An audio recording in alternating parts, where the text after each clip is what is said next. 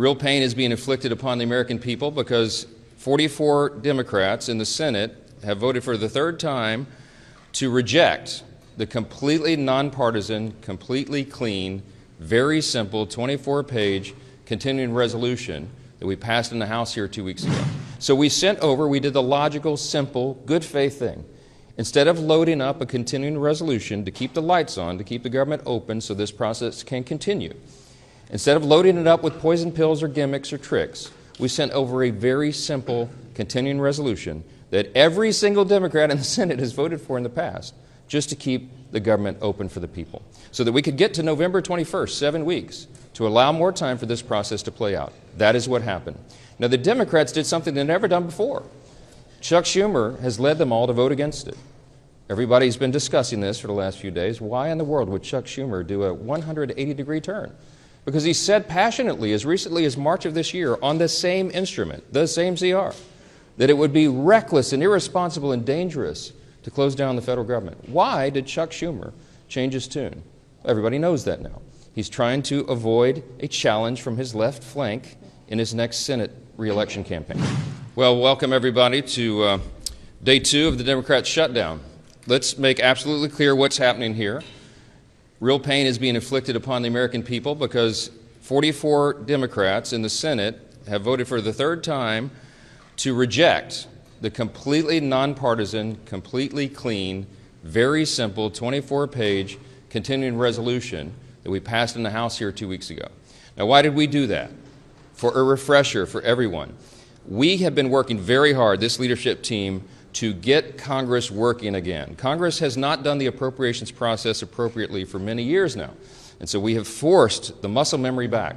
Our appropriators have done a great job in bipartisan fashion, by the way, and they've worked very hard and passed 12 separate appropriations bills through the committee as is supposed to be done.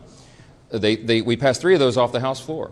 The Senate did its work. For the first time in years, the Senate passed 3 appropriations bills off the floor. Those bills don't match up exactly. So the way the system works, everybody remembers from civics, is that when the 2 chambers have bills that don't align perfectly, you put together a conference committee. That's been done. All of that work's been done very deliberately, very carefully, and as good stewards of taxpayer resources. The problem is we ran out of time because the end of the fiscal year is September 30th. So we did the logical, simple, good faith thing. Instead of loading up a continuing resolution to keep the lights on, to keep the government open so this process can continue, instead of loading it up with poison pills or gimmicks or tricks, we sent over a very simple continuing resolution that every single Democrat in the Senate has voted for in the past, just to keep the government open for the people, so that we could get to November 21st, 7 weeks, to allow more time for this process to play out. That is what happened. Now, the Democrats did something they've never done before. Chuck Schumer has led them all to vote against it. Everybody's been discussing this for the last few days. Why in the world would Chuck Schumer do a 180-degree turn? Because he said passionately, as recently as March of this year, on the same instrument, the same CR, that it would be reckless and irresponsible and dangerous to close down the federal government. Why did Chuck Schumer change his tune? Everybody knows that now. He's trying to avoid a challenge from his left flank in his next Senate re-election campaign. And he wants to avoid the scrutiny that he received for doing the right thing back in March, because the far left and the base really went crazy on poor Chuck Schumer. And so he changed his tune. And now they're trying to pretend it's about something completely different. They have made a decision that they would rather give taxpayer-funded benefits to illegal aliens than to keep the doors open for the American people, to keep vital services, veteran services, health care and nutrition for women, infants, and children. They would rather not pay the troops and TSA agents and Border Patrol agents. They would rather stop services of FEMA in the middle of a hurricane season than to do the right thing for partisan political purposes. It is selfish, it is reprehensible, and it is exactly the opposite of what they have all said themselves in their own words very passionately every day until now. We've been playing the greatest hits loop here on a video right outside the Speaker's office for days. You've all seen it. Make them answer for that. Don't ask the Republicans what we should be doing or what we should be negotiating. I don't have anything to negotiate. I sent them in good faith exactly what they had voted for before. We did not put any Republican provisions in that, and we tried to make this very simple, in good faith, so the appropriations process of the people can continue. Now, there's been a lot of talk about, they say that we're making this up, this illegal aliens receiving taxpayer benefits. It's a talking point, they said. I want to remind you of a couple of key facts. Everybody can remember, I think, back to 2020. In the presidential debate for all the candidates on the Democrat side, you might remember famously they were asked the question, raise your hand, they said on the stage, if you believe that illegal aliens should receive health care paid for by American taxpayers. Every single one of them raised their hand, to great applause in the audience from the Democrats who were there. Those hands included Joe Biden and Kamala Harris. Now, what did they do? Did they follow through on that promise? Yeah, they absolutely did. Joe Biden used executive orders, and he expanded benefits, health care, to illegal aliens in his 4-year term. That was an outrageous violation of the existing federal law and of the principles of good stewardship. Those resources are not meant for people who break the law and come into our country. They're meant for U.S. citizens. And so they watered down these health programs. It was terribly dangerous. So we got the majority. President Trump has returned to the Oval Office with a mandate of 75 million Americans, this big popular vote win. The House Republicans received our largest popular vote total in the history of this institution. Republicans went immediately to work. And we passed the one big beautiful bill, the Working Families Tax Cut. And we fulfilled all the promises that we made. One of the key promises that we made, because you all know that the open border was probably the #1 issue in the election cycle, was that we would end that madness. We would cut off resources, hard-earned taxpayer dollars by American citizens not going to reward people for breaking our law and coming over the border. And we did that. The one big beautiful bill, the Working Families Tax Cut, included a huge provision. A big chunk of that bill was the health provisions. Now, why are we saying that they want to return and restore taxpayer-funded benefits to illegal aliens? Because that's exactly what they did.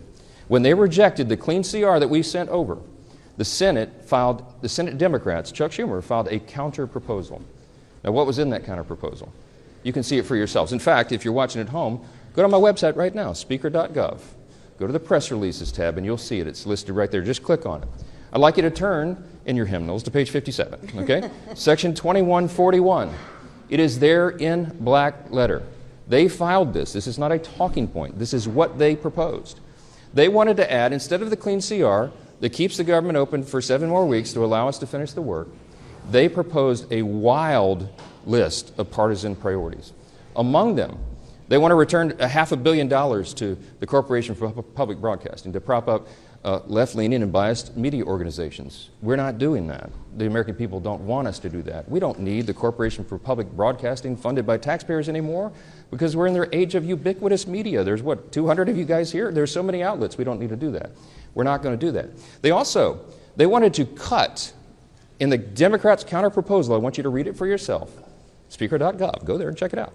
They want to remove the rural hospital fund that Republicans fought so hard to put into the one big beautiful bill. We set $50 billion aside to take care of rural hospitals.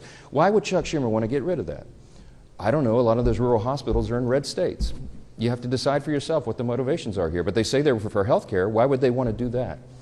The other thing that they put in there is very important. And on page 57 in section 2141, not a Republican talking point, read from the Democrats' document themselves. They said that they want to repeal the health provisions of the one big beautiful bill. Now, why is that so important? Because I want to tell you what those health provisions did. They eliminated all of the taxpayer-funded benefits going to illegals.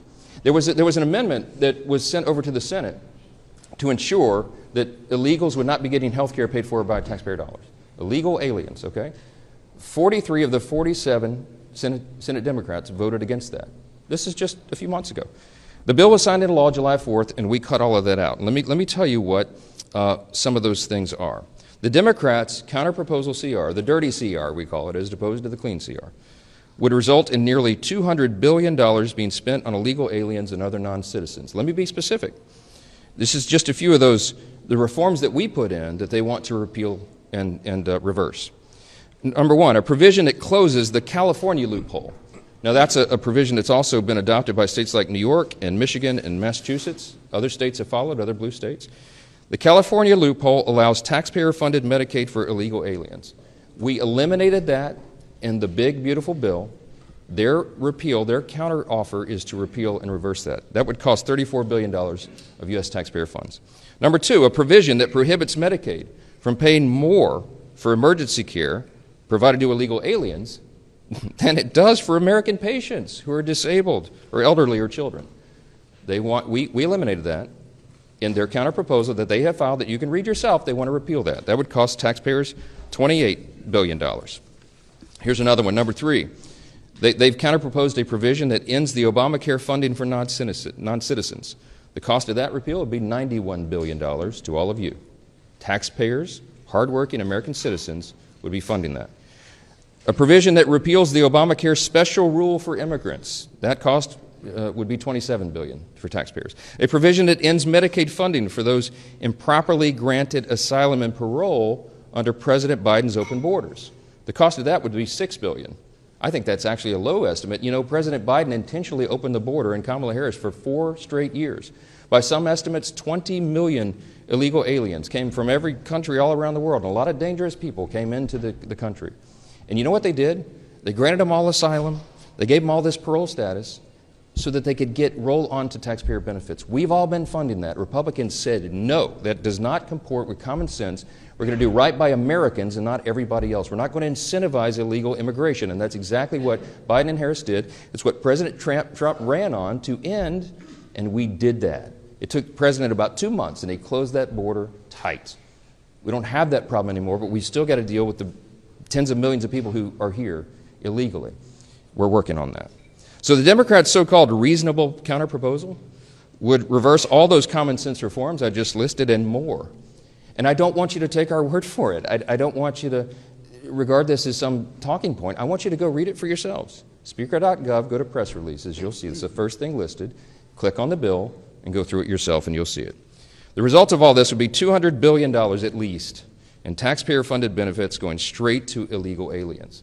Those are the simple facts. They cannot refute it. We have been making the rounds in all the media and every mainstream media outlet that we can get to over the last few days. And no one can challenge the facts that are on the paper. It's right there for everybody to see themselves.